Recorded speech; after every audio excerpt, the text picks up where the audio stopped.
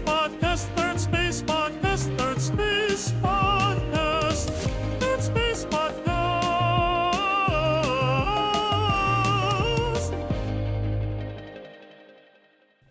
Hello and welcome to the Third Space Podcast, episode number 47.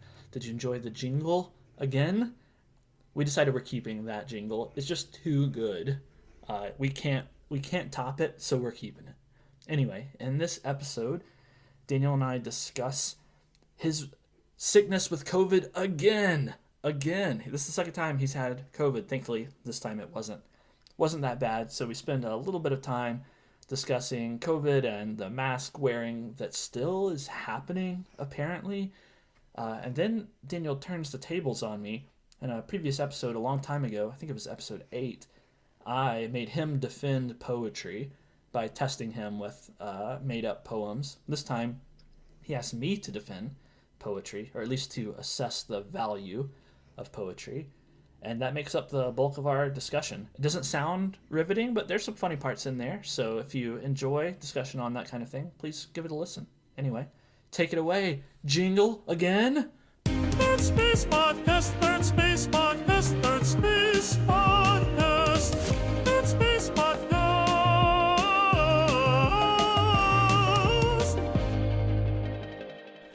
Third Space Podcast, Third Space Podcast, Third Space Podcast. The slight delay. Oh, is it was really me delayed? starting and you were slightly behind me and I couldn't even hold it. We'll get better next time. But oh man, I love that intro. I just, if there's ever any technical difficulties, we should just play that. it. I think it's fantastic. Yeah, no more jingles at the beginning for me, like made up jingles. I just love it. Dude, robots came for our jingle intro, and next they're coming for your job. But for now, it's just a jingle intro. They took it, and I handed it over gladly because they're doing a better job. Robot than I. overlord. They're just superior to me. We said we were going to do a different jingle every time, but after that jingle, no, that's the jingle. It's the jingle to end all jingles. That We're is. just saying, why would when the perfection's achieved, it's not a, grass is always meaner or whatever. No. I want to stay nice. We don't need a mean grass. Grass is always meaner. We have nice grass on this side of the Third Space Podcast. Yeah, we do. So good. Yeah. So you want to know something interesting? Last time you may have heard me coughing a few times, and then I went really not noteworthy. Like I am a baby when I get sick. I whine. It's not that I have a low pain tolerance. It's more that I really like to articulate my experiences frequently to the point that surprises people. Like as an adult, if I get intoxicated a little bit, I like to articulate precisely how I'm feeling, which would almost resemble someone that's like, is it the first time he's ever drank before? It's like, no, I like examining and talking about things. So when I get sick, it comes across as whiny, but it's more like it's interesting when you're in a different physical state. And certainly it is whiny because when you're sick, it doesn't feel good. So I wasn't even at this low threshold of talking about it, you know? I will annoy Danielle and be like, oh, I got a cough. I wonder, I'm monitoring it. I'll let you know if it but I hadn't even brought it up with her. Right. And so I went to bed, broke out in a sweat, but I'd eaten a tin full of cinnamon rolls. And sometimes when I eat really poorly and go to sleep, my body gets especially hot. a lot of sugar and carbs. Yeah, make or you really meats. Hot. The meat sweats or the sugar sweats or whatever. And so I was like, I don't know, but I did feel icky in conjunction. It was that feverish sweat that's a little different than a meat sweat, I would say. Okay. And so I took my temperature, and I usually run a little low, in the high 97s, and I was at 100.4. So I was like, I'm taking today off. Ugh. Danielle had been randomly sent some COVID tests 2 or 3 weeks ago from the government. It was almost like it was this delayed. I don't know. We just got it. We thought this is weird. It is weird. She didn't order them. They just showed up. What? No. Well, back when the pandemic had broken out, they sent us some, and I talked to other people. I remember it was a little bit of a conversation of did you get yours? And yeah, we got ours. But this was the same packaging of tests. I thought you had to opt in. I thought you had to Oh, you know what? I did actually. Someone sent out an email, and all I had to do was click a button and got them. So you're right. A year ago or whatever, 2 years ago. Man, they're just showing up. Well, that's good. No, I got those just in time to save your life. No, the government sent those to me pretty quick, like within, a month or whatever. Right. And then Danielle got some recently. We're like, why did we get these? I don't know what's going on. But we just shoved them in a drawer.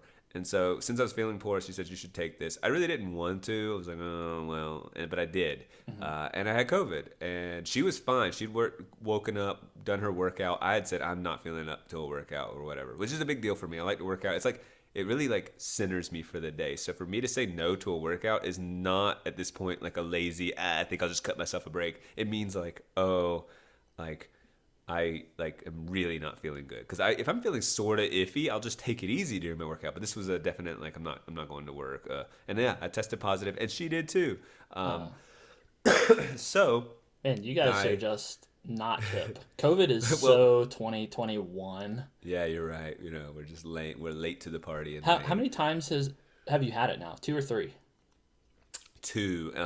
I mean, I suspect early on I got the sickest I've been in my adult life, and I thought it was the flu. And I went in, and they tested me for flu. This was in December of 2020. I guess it'd be 2019, right? It was 2020 so it was 2019 December, and I got tested and it came back negative. But she said I had classic flu symptoms. Right.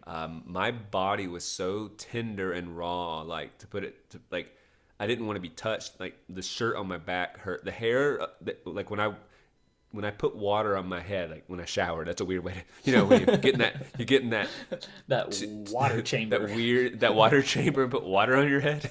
It hurt. And so that's how bad that was. And I've tested negative for the flu, which made me feel like a wimp. I wanted something I wanted them to say, no, it's a severe case of the flu. Yeah. And they just said, well, sometimes you test negative, but you have it anyway. She's like, you clearly do, and got me some, I don't know, like Theraflu, I don't know, something. So then in Christmas of 2021, I got it. Yeah, that's when I got it from officially. Yeah, and you got it from me, and you basically were fine, and I had like 2 days that were really bad, and then it went from really bad, like above average sickness, but like the headaches, and then this time was just a headache, mild cough, and like enough to be like frustrating when you're trying to sleep, but nothing like, not even what I would call a bad cold. I would rather have a bad cold, or excuse me, I would rather have this iteration of COVID that I experienced than a bad cold. Bad cold like disrupts sleep more and things like that. But I had to stay home from work on Monday and Friday. I was going to stay home no matter what. If I were making choices on my own, I would have been in the gray area on Monday of whether to take off or just kind of power through. But they said I had to stay home through Tuesday, and I've been wearing a mask yesterday and today. That sucks. Which is.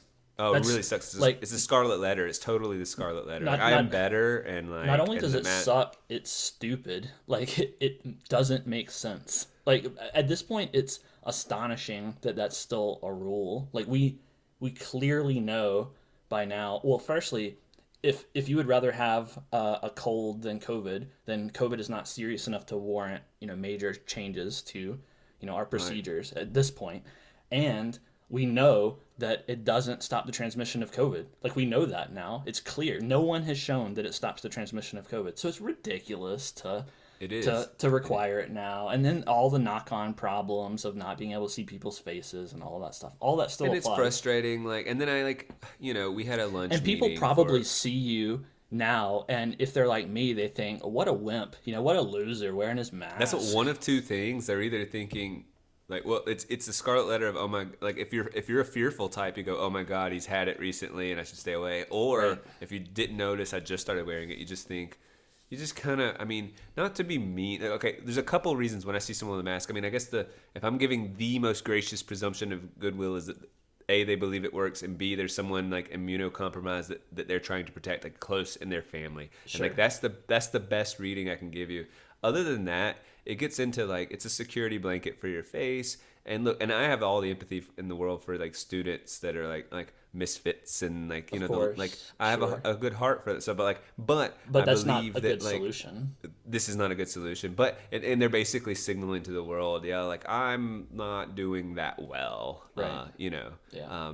So I worry that when I'm wearing mine, that I might be signaling to others that I'm not doing that well, you know. Sure. Instead of hey, work is sort of forcing this on me, and I'm not mad at my school, but I can be. I'm not gonna put energy into it other than Yeah, just a quick gripe. I'm just like, okay, I wore it for, these couple days, and like, okay, like I'm not like whatever. I'm not gonna fight the man on this one. yeah, I'm just doing it, and like that was kind of my attitude. I think when we examined everything, and that was my attitude. Was just yeah. sort of, Well, I'm abdicating responsibility, but like I don't know. It's just not. I'm not fighting it, and I I think that could nobly do so, but I don't know. I don't want to. I think that attitude is more appropriate now than it was previously. Now we're obviously on the downslope, and this making people wear masks is now outside the norm behavior that I think most people, at least most Americans, would go, really? You're seriously doing that?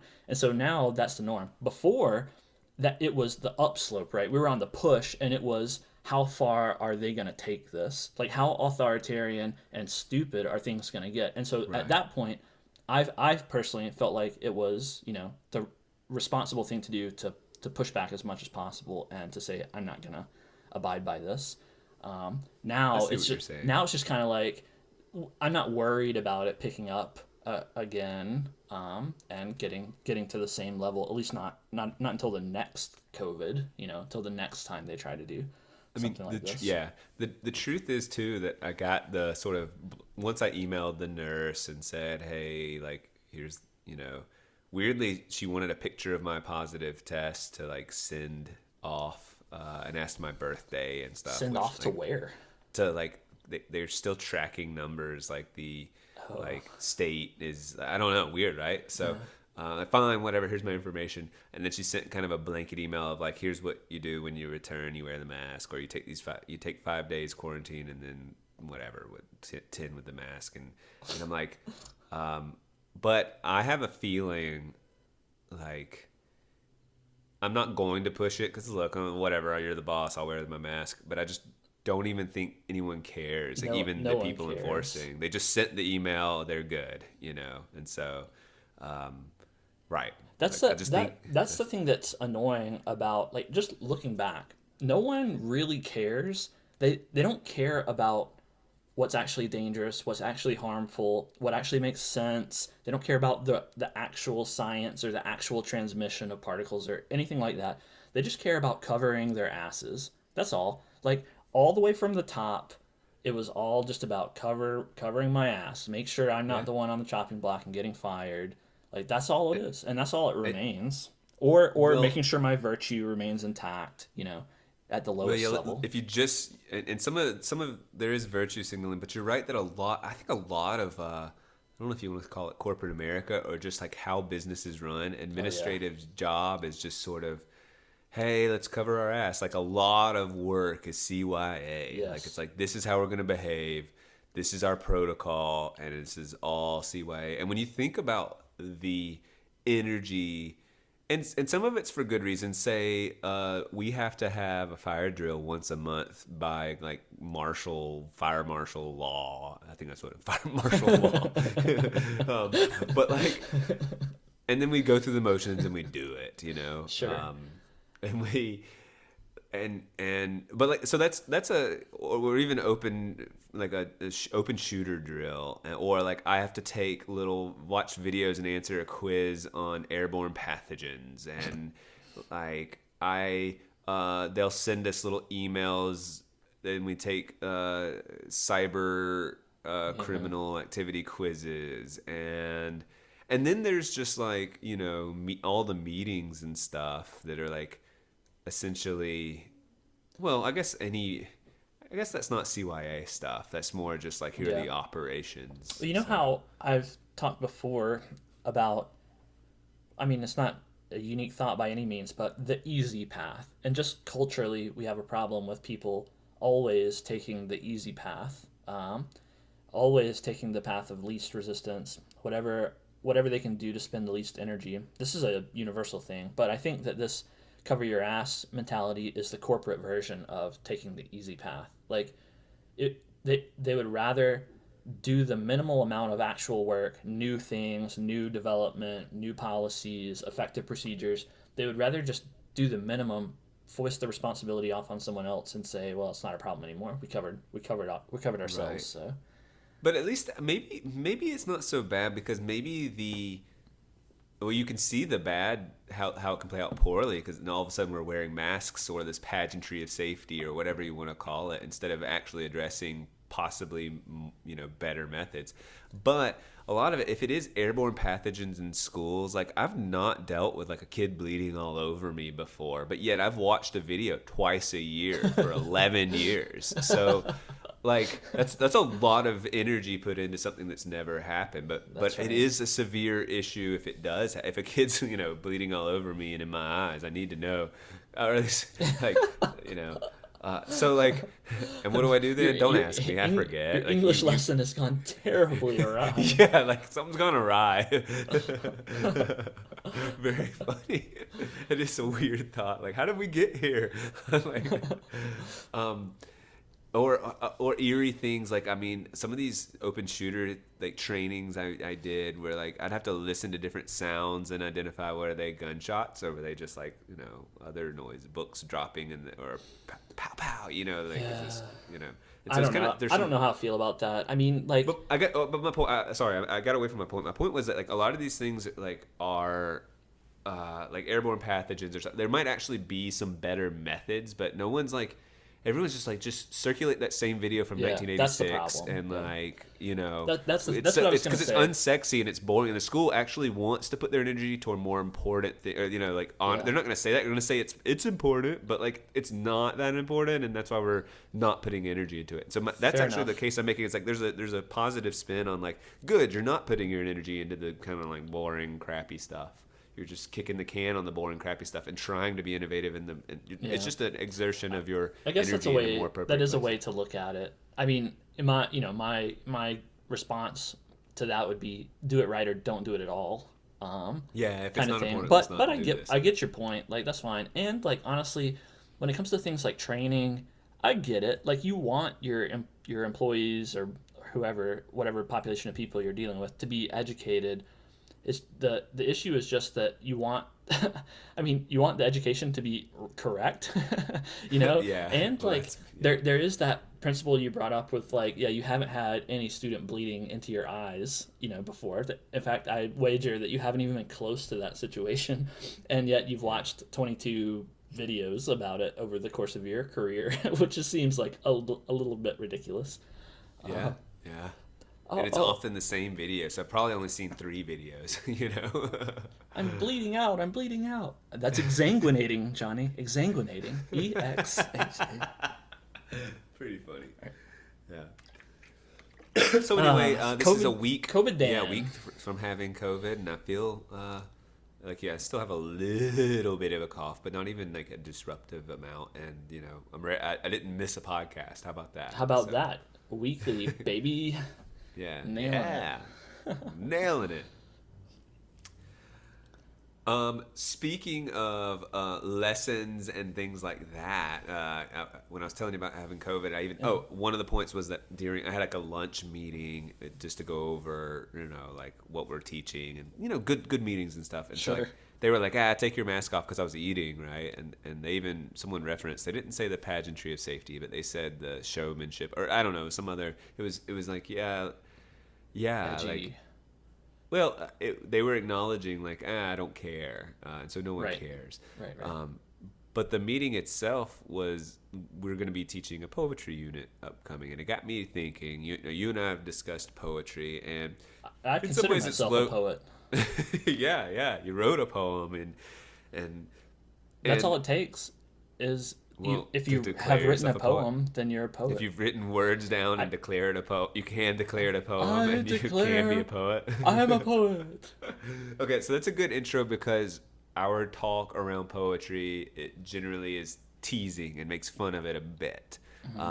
But I would dare say if you would put the joking aside for a second, you would probably, maybe I'm wrong, but like you would say there's some, like I see the value in poetry. But I really wanted to press you on like what are your serious thoughts on poetry? And I wanted to start like kind of way back and just ask like, okay, well, is poetry valuable? Like what is it? Like, because there's prose and then there's poetry. So it's like your normal writing and this thing we are like elevated, I guess, linguistically or structurally, or it's unusual in a way that we just sort of call it poetry. And then oh, Google's talking to me. Hey Google, stop. Shut up. She does that sometimes. She was giving me the definition of unusual, but What? sometimes we'll be sitting there and she'll just go, "I'm sorry," like I messed up or whatever. She follows that up. "I'm sorry. I can't talk right now." It's like, no, we're not. I'm not Okay, talking to you fine. anyway. Butt out. Yeah, it really ticks off Danielle in a pretty funny way. Like, That is she's funny. really mad at it. All right. But So what is yeah, poetry? back to poetry. What is it, and do you actually have some respect for it? And have you ever read anything that made you like? So I'll just kind of let you take it away. What is poetry? Okay. Interesting questions. Yeah. So And I'm trying to remove the humor kind of thing. Like yeah, trying you to want get me you to to honest be things. boring about it? I got it. Yeah, be very boring about it. All right. So let's see. What is poetry? It's a complicated question because it's like asking what is art, in a way, Yeah, and it is. people define art differently. Modern art could be paint splatters, and I don't really think that counts. As it's all about semantics. So poetry can go the same way, because you can have quote unquote poetry that doesn't rhyme, doesn't have structural limitations, and maybe it's just a couple of sentences and some pictures of leaves around the words, and people call that poetry. So like. Right. But for the purposes of this assessment, I'm going to consider poetry to have some sort of predictable structural rules, like your iambic pentameter kind of stuff, or limericks or whatever. I'm going to say it doesn't have to rhyme, but of course, in my personal opinion, it's not really a good poem unless it rhymes. Okay. And that's not like a humorous opinion. That's actually what you just are like, yeah, make it rhyme. Like put some work into it. If it doesn't rhyme, to me, and I know this isn't the official way that it's recognized, but if it doesn't rhyme, it's just prose written in a funny way, like funny as in odd. Like it's just putting some constraints on your prose. Like when it becomes a poem, it rhymes. Even if it's just like two of the lines rhyme in there, as long as there's something that hints to the reader that it's like, okay, this is more than just taking my prose and putting it in an odd format, and putting commas where I wouldn't normally put commas, kind of thing. Because otherwise it just seems it's analogous to the paint splatters in art. Like, okay, you're just calling it poetry, you're just calling it art.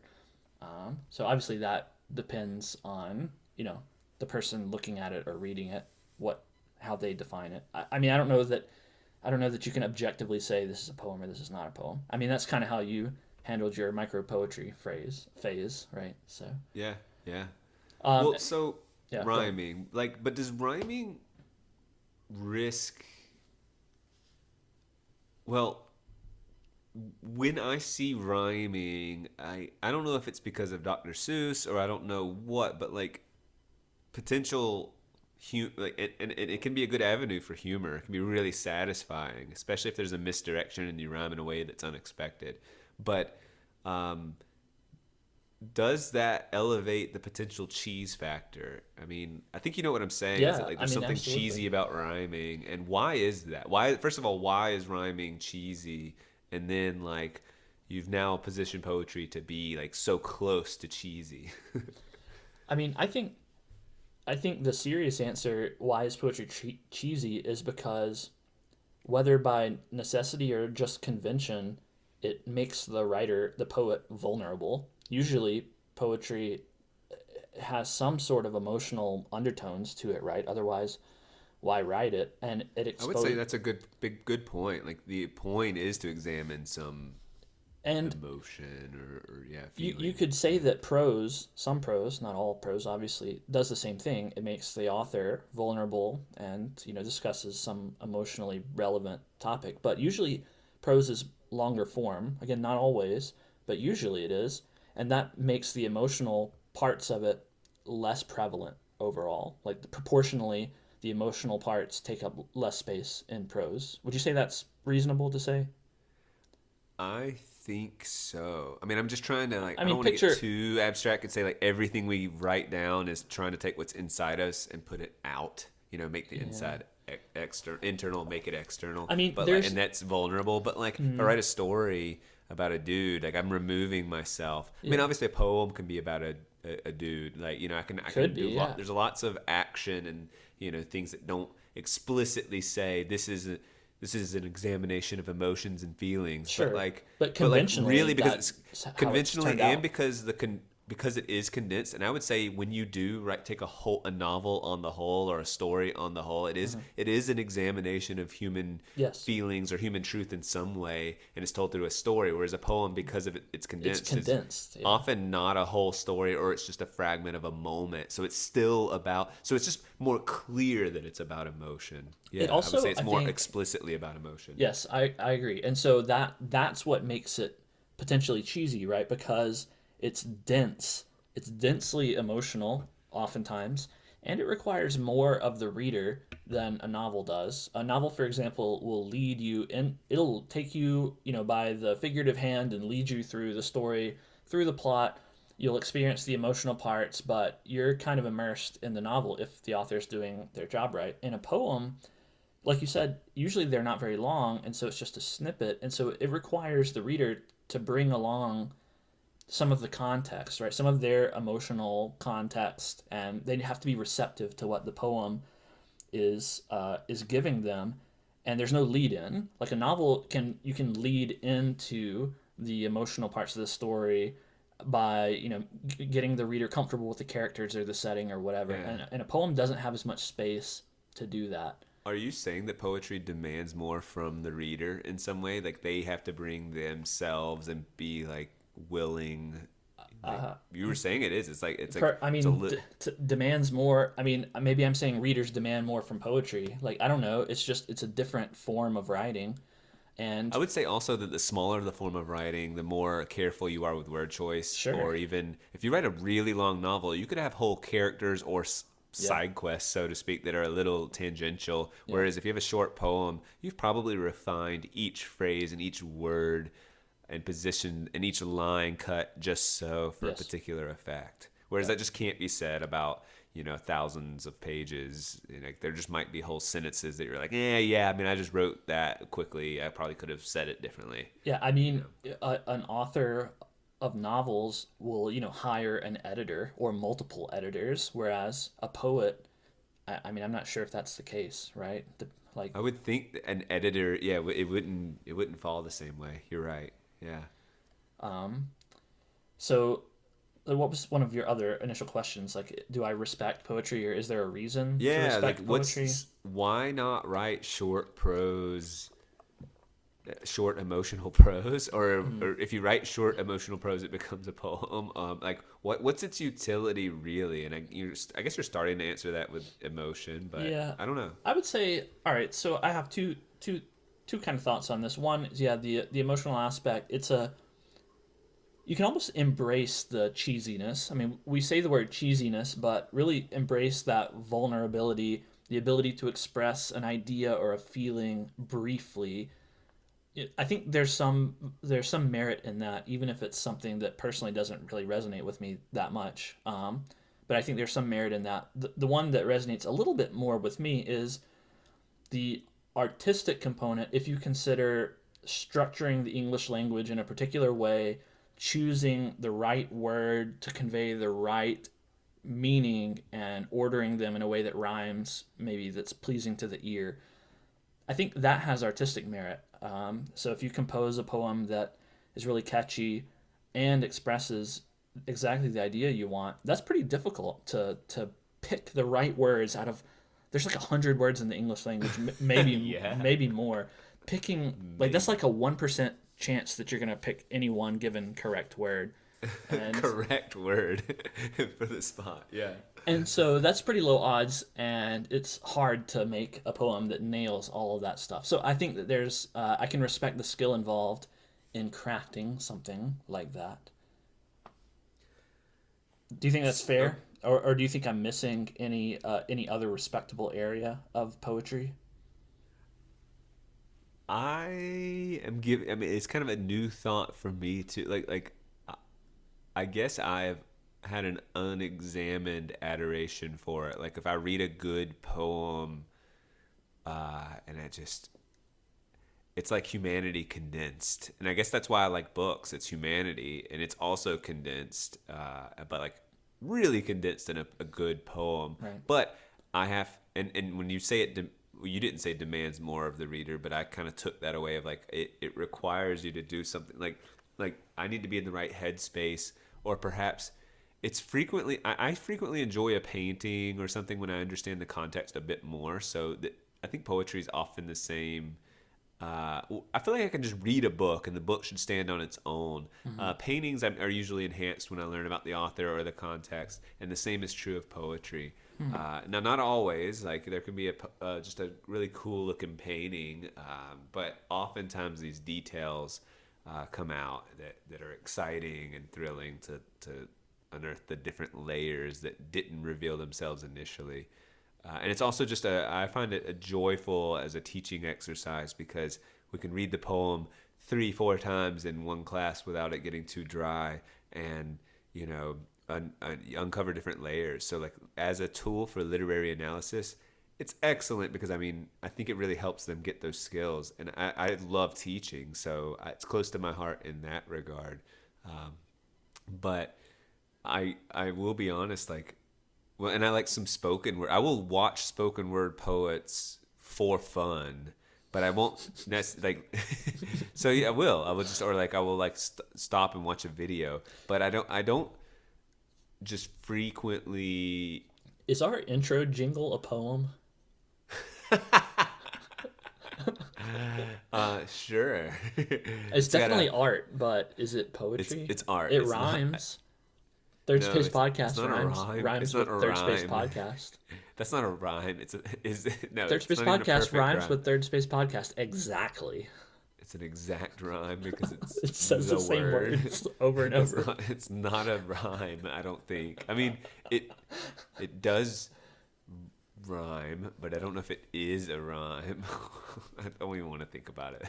Sorry, I totally. But I don't totally know that I interrupted. read. I don't read a whole lot of poetry unless I'm looking for something, whether it's inspiration or like I don't mindlessly just peruse poetry. So I guess again, that's where I will mindlessly watch videos or even start reading a novel kind of mindlessly. But if I'm looking up poetry, it's like, oh, I want to articulate a thought about love. So I want to read some love poetry and see if it helps me get there.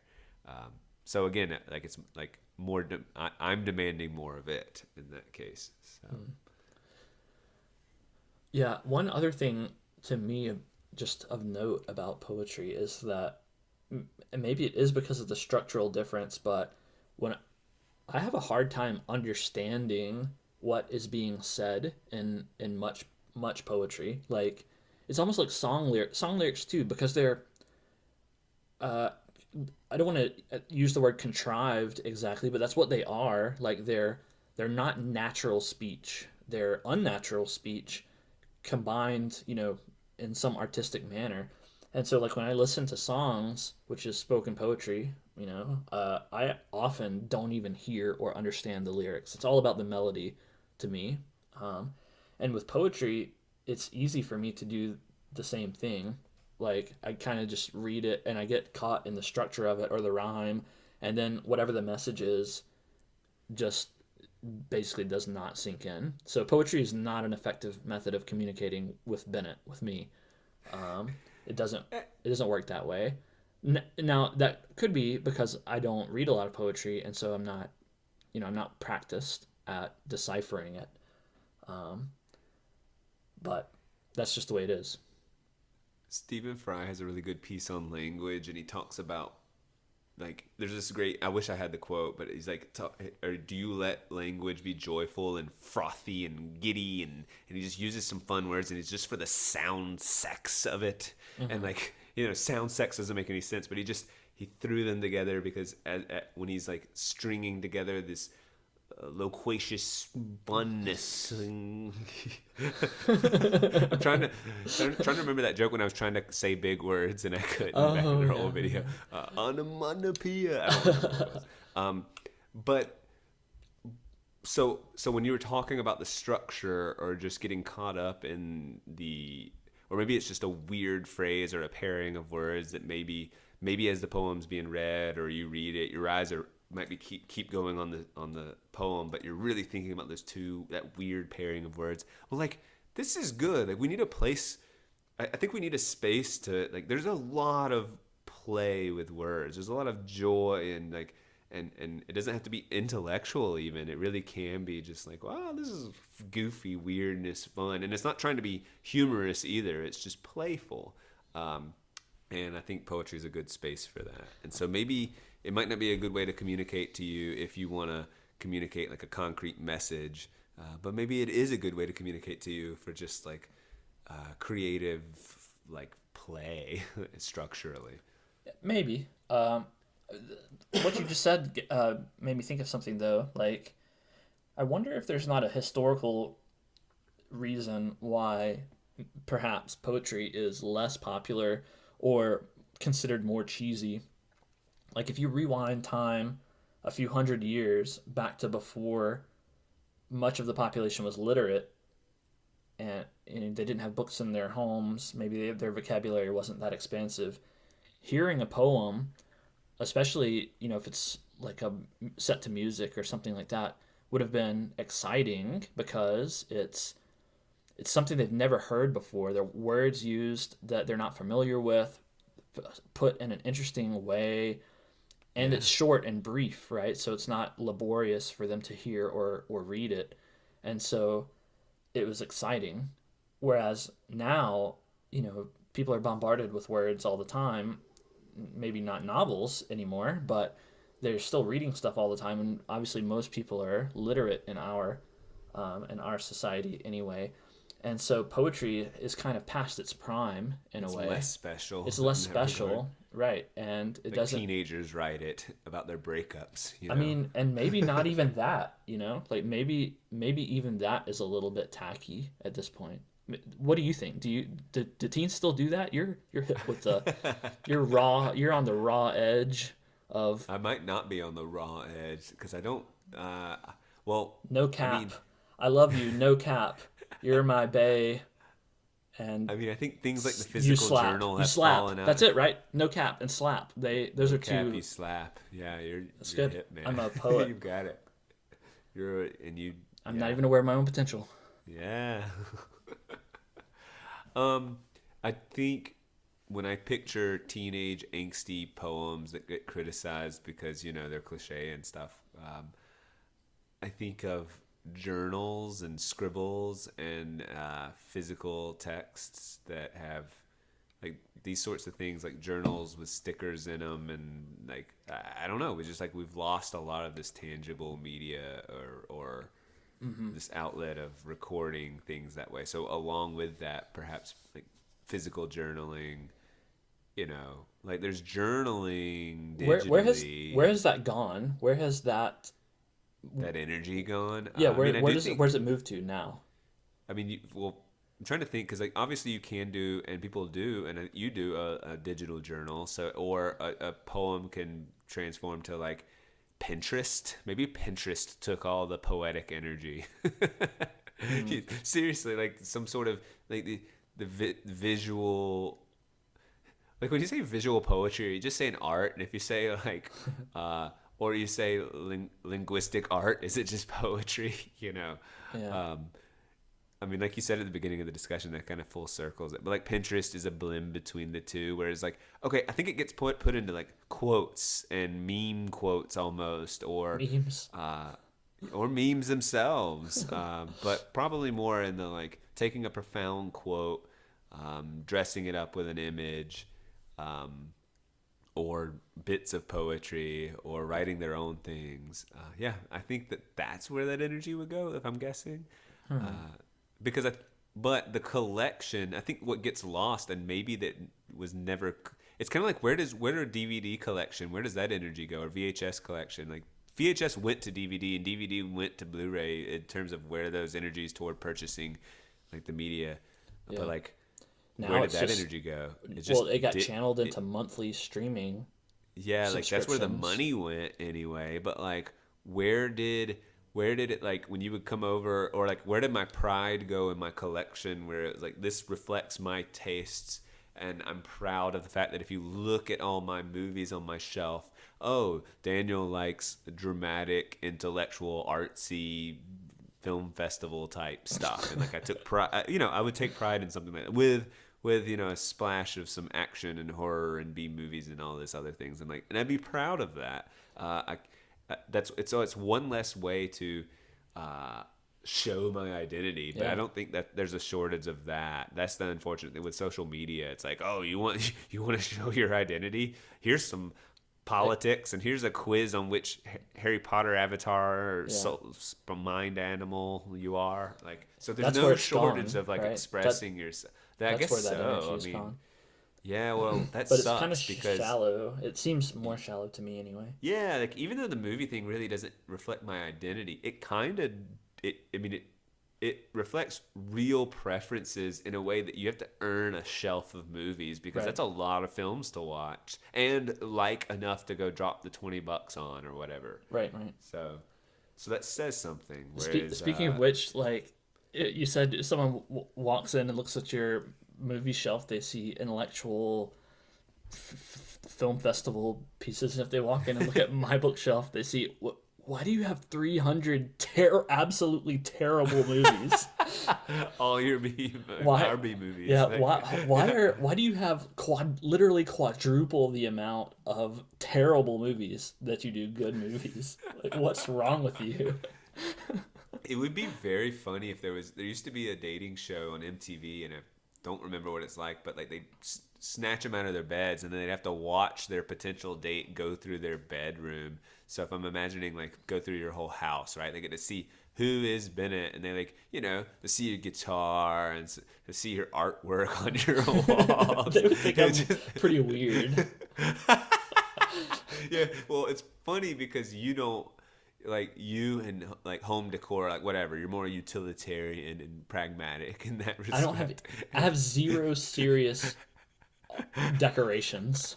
Yeah. So you don't have serious decorations. You have like goofy, like Joke stuff paintings. with a story behind it, joke paintings, and a bunch of B movies that they would totally misinterpret those signs pretty severely, I would guess. Oh man, have you ever seen the? I don't know if it's a meme or what, but it's a picture of like a pretty empty apartment room with a single recliner and a TV on like a milk crate, and it says something like, "Guys, What it takes to make a man happy." well, guys can live in a room like this and not see any problem," or something like that. That's kind of what my apartment is like. It's not quite that bad, but it's like. If I'm thinking, there was a contrast one of like what it takes to make a man happy, or like the reason women are annoyed that this is all it takes to make a man happy, or some sort of joke like that. And I think that there's some real truth like to a lot of men that's just like, yeah, just like give me the TV and the comfortable seat and like I'm good. And then like I actually remember seeing that argument, because that is an argument at some level, and it's like, why am I caught up in? Because I'm a big aesthetic. I want like the feng shui and the candles and the smells and the nice like art, and the blank wall bothers me and all. And I don't know if I'm just. I mean, I might just be gay. Like, maybe so. No, but like I think I'm just susceptible. Maybe I'm told like you need to have decor to be a sensible adult, and then I'm like, okay, well, what? Maybe I just bought into that idea without questioning it, and then I thought, what sorts of cool decor do I like? That's not convincing to me. Like that, just at some point in the past, you got swindled by this idea. Like I tend to think it's more of a temperamental thing. Like there's something about your personality that makes aesthetic decoration valuable to you. That sounds more I'd like to believe that. I really would. When I was a little boy, and maybe even it was around college, actually I was super interested in decorating my dorm room with like a Corona banner and like have like it's just cringy like college stuff. Like I wanted black lights and like pictures of like attractive women and like just like I wanted to make the room look like a bar or a cool college party or Right, just sure.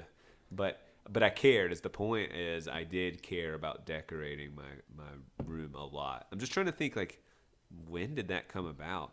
I don't know if you remember when I was younger, like we did paint our one of my walls dark blue and put stickers on glow in the dark stars all over it instead of the ceiling because we had like a cheesy popcorn ceiling or whatever. I do So we vaguely. couldn't do that. I vaguely remember that. And then, but that was my parent. My parents really drove that. I was young. I mean, it was there like the entirety of my childhood, probably all the way up. Like, Do you I was think probably that like 15 years old and it was still that. your family is notorious for having a lot of stuff in your house? Yeah. Like we've talked about the butt to seat ratio in your parents' house before, and that it's really I guess it's really low, right? There's only 2 butts in the house most of the time, but there's like 50 seats or something. Yeah. And I think it might have been higher, but yeah. yeah, and not only butt to seat ratio, but there's like little knickknacks and decorations and Every stuff. surface has Everything probably has 3 more items than it should. right. Yeah. So do you think that sort of milieu that you grew up in, that's poetic for you, influenced your taste I in thought I would always have decorations? well, I believe it's first of all it's fueled by my mom in terms of like she just loves and going to like TJ Maxx or Ross Dress for Less and buying knick-knacky crap, and it drives my dad crazy, and it kind of annoys me because I find that stuff tacky. So you almost think I would have had a reaction against it and be like, I hate all this. Like I did go through I loved it. Like I did go through like a Ross and because they would have like metal sculpture artwork stuff. And then I don't know if this is just me being a little bit elitist or what, but I just started seeing those shops as really tacky and like and started to notice, hey, it's been 5 years and it's still the same metal artwork. I mean, yeah, they might like it's just they're creating art and or things that appeal to the masses, and it's just not inventive. It's not creative. It's not cool and unique, and there's no story behind it. And so I started to really have a distaste for the mass-produced, unchanging, uninspired art that you find in Target's area. Target actually does an okay job with the keeping up with the like a fresh aesthetic, but still, there's just something about that mass production versus like finding something weird and quirky at I don't know, like something local, I guess. So I started valuing that a lot more. But that comes with a premium price tag too, and it makes me sound like a hipster as well. And so it's like I don't know what to do. But did my parents affect? I mean, I would think so. I really like decor, and I thought it would have been deterred by my distaste for my mom's particular aesthetic. So. I don't like think she's an ugly decorator. To be clear, I don't. I just think she over decorates. She just over like she just. It's just and it is a distinct like it's like an older woman's sensibilities, and I'm not an older woman, so there's that too. You know, that's just the truth. Not yet, anyway. Not yet, anyway. Who knows what the future holds? True. I think that is a suitable podcast for today. That's a podcast. I think that's a podcast. Good for us reining it in. I'm proud of us. I'm proud of you for being like, that's good. Like, I mean, I think we covered it. If we introduce a new topic, it'd be another 25 minutes, and like, no, like we did it. I think we're keeping to it. We nailed what we wanted, and we had a good little COVID talk. and poetry. Got into third space a little bit. Yeah, I liked it. And we can good round it third out. space. Good little trip. Good trip. Do. It's over. Goodbye. Bye.